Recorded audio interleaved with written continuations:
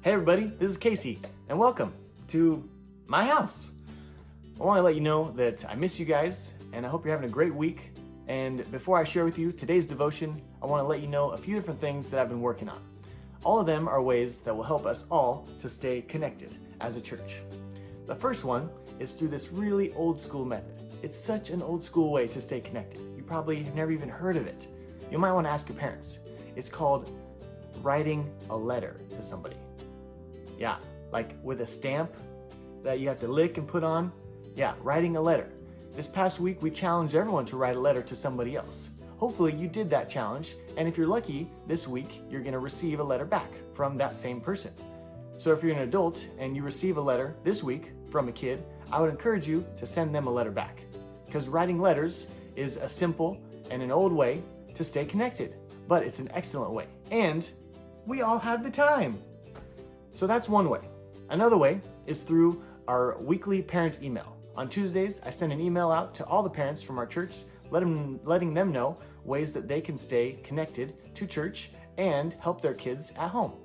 So whether it's helping your kids at home with church-related stuff or school-related stuff, this email has lots of different ways and apps and websites to help you stay connected. The third way to stay connected is through our City Kids Facebook page. On the page, we post a few videos each week, including this one posted today. Plus on Tuesday, we'll have a Bible story teaching video posted. And then on Thursday, we'll have another Bible story teaching video posted. And all three of these videos are centered on the same Bible passage, the one we're going to hear about today. So hopefully by the end of the week, you'll know that Bible passage really well. We also post other ideas, ways that your family can stay connected, and fun activities to do at home that'll help you during this time. The fourth way to stay connected is through the app called Zoom. Zoom is a fun app that allows you to stay connected through video online. It's like a video meeting, except for we all get to hang out with each other.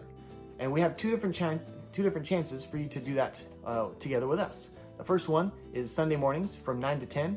We're going to be playing some Bible Jeopardy this Sunday, so we hope you and your family can join us. And then the other opportunity is Thursday nights at 7 o'clock. Both of them will be fun chances for us to connect with each other, to pray for each other, and to see and check in to see how things are going. But it's also a fun chance for you to wear your pajamas. So if you want to see me in my super pajamas, you'll want to come check it out.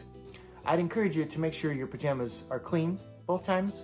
Maybe not wear the same pajamas, but if they're not clean, we're not going to know. Except for everyone that's sitting by you at your house. They'll know. So maybe for their sake, you should just wear clean pajamas.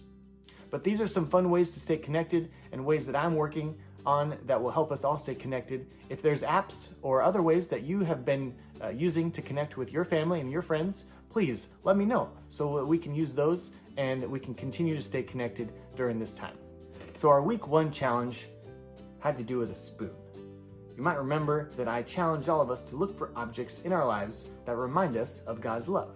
This spoon reminds me to spend daily time each morning talking to God, the same way that I spend daily each morning eating my cereal, the marshmallow kind. So I really like cereal, and this spoon, every time I have cereal, reminds me to spend daily time with God. Last week, we had a special guest speaker, and that was Batman. Na-na-na-na-na-na-na. Batman. So Batman showed up, and not this Batman. We had the real Batman. Or at least the real Batman from church. Yeah, the real Batman. So he came, and Batman showed us that just the way he is a superhero, we can be superheroes too. The way we care for our neighbors. Caring for our neighbors is difficult to do right now because we're not able to just go see them and spend time with them. But that was why the challenge was to write a letter to somebody else, because we can show them that we are praying for them and we can encourage them through a letter, and we can do it from our house. So Batman showed us so we can care for others, and the spoon reminds us to spend daily time talking to God. So today I have a special for you, and it combines the two. What do you get when you combine Batman and a spoon? Well, Batman is a character, and a spoon is a utensil. So when you combine a character and a utensil, do you know what you get? You get Forky! Oh yeah, Forky, yeah! So what does Forky have to do with Jesus? Well, Jesus ate food, right? Yeah. Well, Jesus had miracles that were food related, right? Yeah. So what else? What does Jesus have to do with food? Oh, I know. In Luke chapter 22. In Luke 22, we have the Last Supper. Get it? Last Supper. Forky, Last Supper, food, right? We are just a few days away from Easter, and a few days away from Jesus' death and resurrection was a time where he sat with his disciples to have a Last Supper, or a last meal together. As he sat there, he took the cup, and he took the bread, and he thanked God for it, and then he passed it out to his disciples.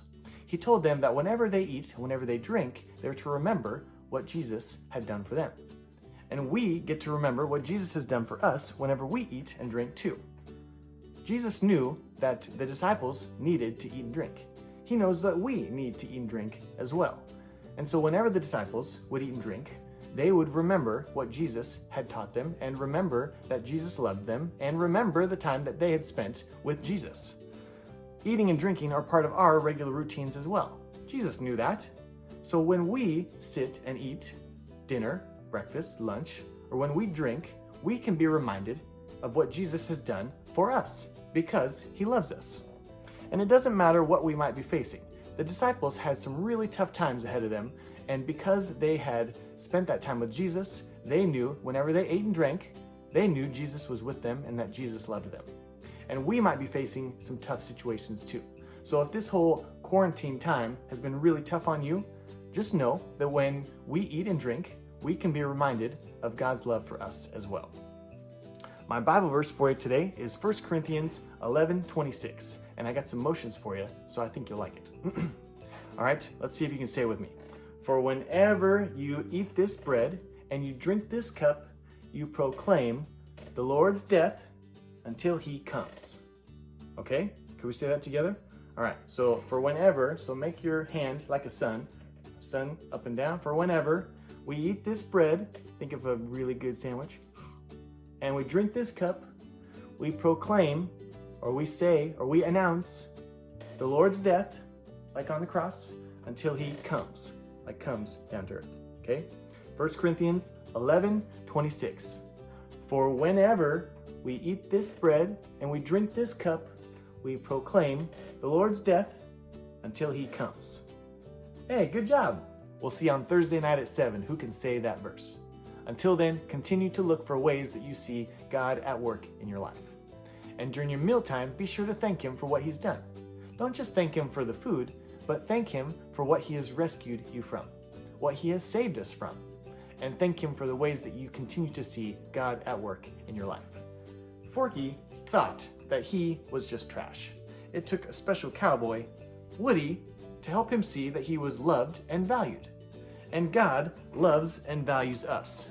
And he wants us to be reminded of that every time we sit at the table. So every time you sit, every day, at every meal, remember that God loves you more than anything else in the whole world.